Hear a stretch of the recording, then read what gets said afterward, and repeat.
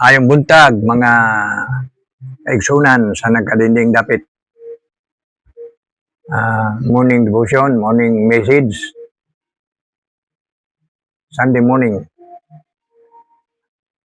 Let's talk about sa atong pagkinabuhi din sa silong sa langit. Labi na gubot na kahit karon. So tanaw nato ang atong pagkinabuhi din sa silong sa langit nga uyon sa plano sa Dios. God's perspective in the creation of man. Doon tayo bersikulo din sa Biblia ato basahon.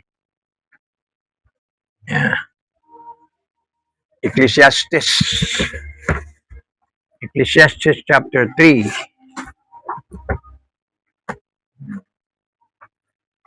Ecclesiastes chapter 3. Saan ba na si Ecclesiastes? Lamentation. Ecclesiastes.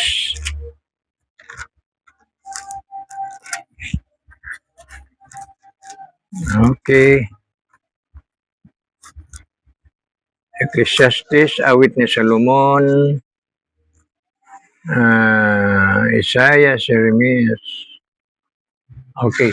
Ecclesiastes chapter 3 verses 1 to 8. There is a time for everything, and a season for every activity under heaven. A time to be born and a time to die, a time to plant and a time to uproot, a time to kill and a time to heal, a time to tear down and a time to build, a time to weep and a time to laugh, a time to mourn and a time to dance, a time to scatter stones and a time to gather them, a time to embrace and a time to refrain, a time to search and a time to give up, a time to keep and a time to throw away, a time to tear and a time to mend, a time to be silent and a time to speak, a time to love and a time to hate, a time for war and a time for peace. May the good Lord bless upon it, the reading of His Word. So, there is a lesson about God's perspective in the creation of man. So, we have to consider the word na gipdayag sa tua sa Dios sa iyang maalamon nga lagad nga si Solomon nya nga nipod kanato nga ang iyang katuyuan sa pagkinabuhi sa tao dinhi sa silong sa langit. Now, guys, good ganit ang silong adunay daghang kahulugan na dunay duha ka kahulugan nga akong iatag diya. May iskutit kag silong meaning tuwa sa igbaw, silong nasa ubos. Ikaduha, silong meaning sakop sa pagdumala or under the management or under the jurisdiction. So silong din yun silong sa pamamahala. Alang sa pagtuman sa panukala sa pagbuhat niya sa tao nga mao ang bida of all the creation. Sa tanan naman nga gibuhat ang tao ra naman ang bida Ang tao ra gid ang bida sa tanang binuhat. Now kinahanglang sundon na gid nato ang sakripisyo. O kaya ingno nato kinahanglang sundon gyud nato or else sakripisyo kaayong dako og magpunay-punay lang ta og otro-otro. So unsa man karon ang buhaton nato kay kita man pod ang nagpanday sa pagtuman sa plano sa Dios dinhi nato. Kita ra. Ang plano sa Dios alang sa tao, kita ang nagpanday, kita ang mubuhat. So wa ko lay kasulti kundi dunay lang may tulo ka butang nga ngay nato tutukan. Una siguro, we are responsible to recognize God's time. Responsable ta sa nga ilhon nato o sutao nato ang timing sa Dios atong kinabuhi. Sunod-sunod ra kita sa God's timing. Dili kita dapat manguna sa timing sa Ginoo.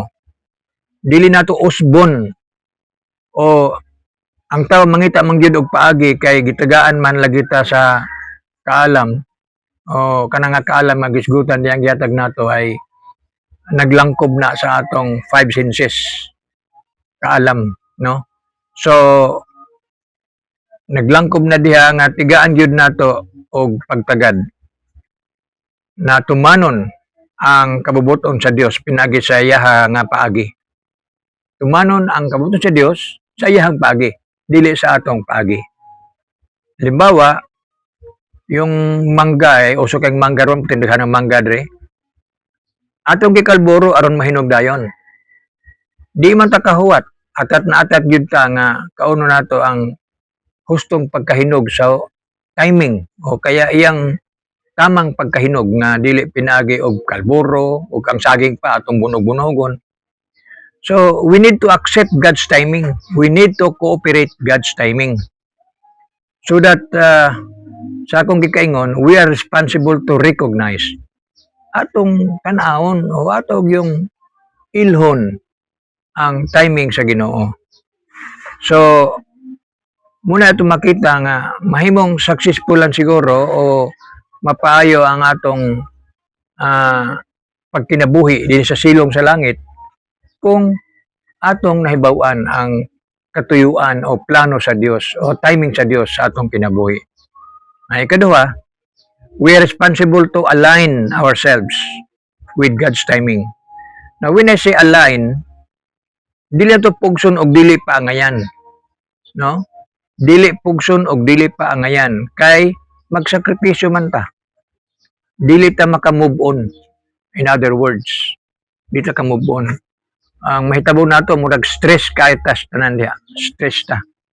So, angkop o appropriate kaayo alang kanato ang timing sa Ginoo.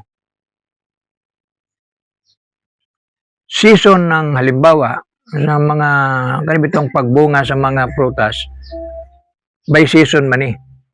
Halimbawa, season ng kalamansi, season ng mangga o duhat. Angkop kaayo nga adunay taas nga katuyuan ng Ginoo diha nga adunay nindot diha nga mga makuha nato o vitamins kapag gikuha nato sa iyang timing sa iyang pagpamunga, iyang season ba sa pagpamunga. Halimbawa, ang pakwan, season sa pakwan anam ginas tag-init. Ngano man nga gituyo man sa Ginoo nga ang pakwan sa tag-init, dili man sa tingwan. Kay mamatay man sa tingwan. Tungod kay ang pakwan ay bitawag bitaw nato nag watermelon no kaya kuan na pakwan. Tungod kay kinahanglanon kay nato ang tubig. So aron matagbaw ang atong kauhaw so tubig nga dala niini. So season no. Halimbawa siguro kung timbungas kalamansi nga dili binumbahan now timpla kita kalamansi kay taas kay nag vitamins. So kinahanglan mo align ta diha. Mo ipahinungod nato atong kagalingon diha. Ikatulo, we are responsible to trust and communicate God's timing. Salig kita, saligan ginato nga tinuod gid na, may tabo gid na nga gibuhat sa Dios para nato. To trust and communicate God's timing. Now, speaking of communication is to give and take or else listen and obey. Learning knowledge is in the process of listening and with active participation or doing. Now, the failure of communication is ignore, deny, and go against. To sum up this is our faith in God's master plan of creation. Now, we can do nothing better during our lifetime than to rejoice and do good. Sundon gud nato lang. Wala tayong ibang gagawin sa tibok natong kinabuhi nga maayo gawa sa pagtuman nga malipayon o sa pagbuhat nga malipayon sa kabubuton sa Dios. Mao kini ang kinabuhi sa tao nga nabag-o diha kang Kristo. Doon naman tayo bersikulo diya na if any man be in Christ, no? So align with Christ sa 2 Corinthians 5:17. Now, another is that ang pagkaon, halimbawa yung si Eva, go back to the Genesis, ang pagkaon sa mansanas nagrepresentar sa atong pagbuot-buot ug walay pag-agad sa plano ug tinguha sa Dios sa atong kinabuhi. Now, ang diha sa pagtan-aw pa lang ni Eva sa mansanas o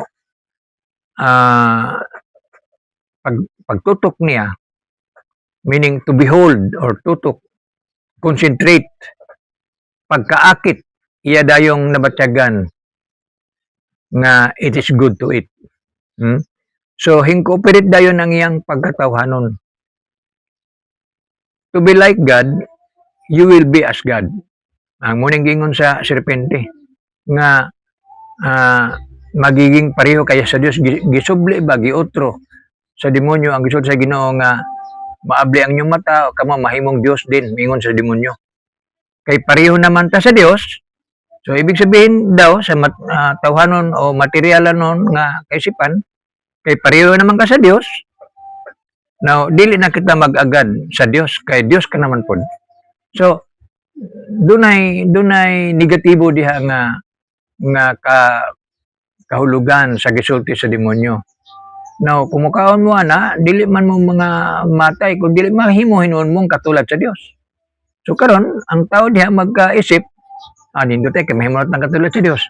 So ang punto diha sa demonyo, nakapagpareha ka na sa Dios, di na ka moampo og Dios, kay Dios ka naman pod. Di ba? So ingon niya na nga kahimtang muna nga ang tao muguwa gyud ang atong ambisyon sa atong kinabuhi. Kadaghanan gyud ambisyon gyud dinhi sa silong sa langit ng atong pagkinabuhi. Number 1 gyud na kanang atong sobra kataas ang atong ambisyon nga murag gusto natong lampasan ang atong pagkainggit, ang atong pagkasina sa na nahitabo sa uban. Uban nga hindato na nindag bingka na mainggit ka, ninda po ka bingka po tapat po, no? So ambisyon ko sa tao nga gusto gid siya nga makakaplag yun. So mo na hinungdan sa sobrang ambisyon o taas nga kaisipan ni Adan at saka ni Eva. So diha sila nahulog. Kaya kung natog yung tanawon, sumala sa gibasa nato nga bersikulo, aduna gyoy kamang panahon o higayon ang atong pagkinabuhi dinhi sa silong sa langit, sunod-sunod rata sa plano sa Dios, di ba? So muna akong gingon nga una, we are to recognize. Recognize lang nato ang timing sa Ginoo. Just recognize ilhon. Ikadua, align ourselves. Align ourselves in God's timing.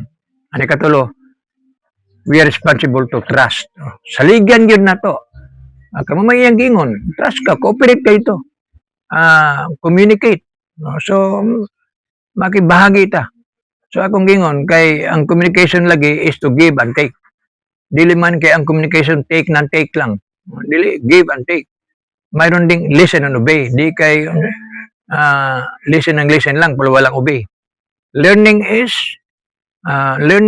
in the process of listening and with active participation. Bisa sa itong pag-eskwela. Sige ka lang paminaw diha. Naminaw ka pero wala kang active participation. Wala din mangyari.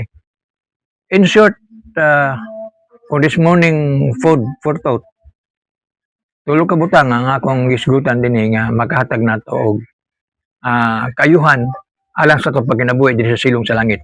Nga dili kita mag-una-una sa Ginoo. God bless og may buntag sa atong tanan.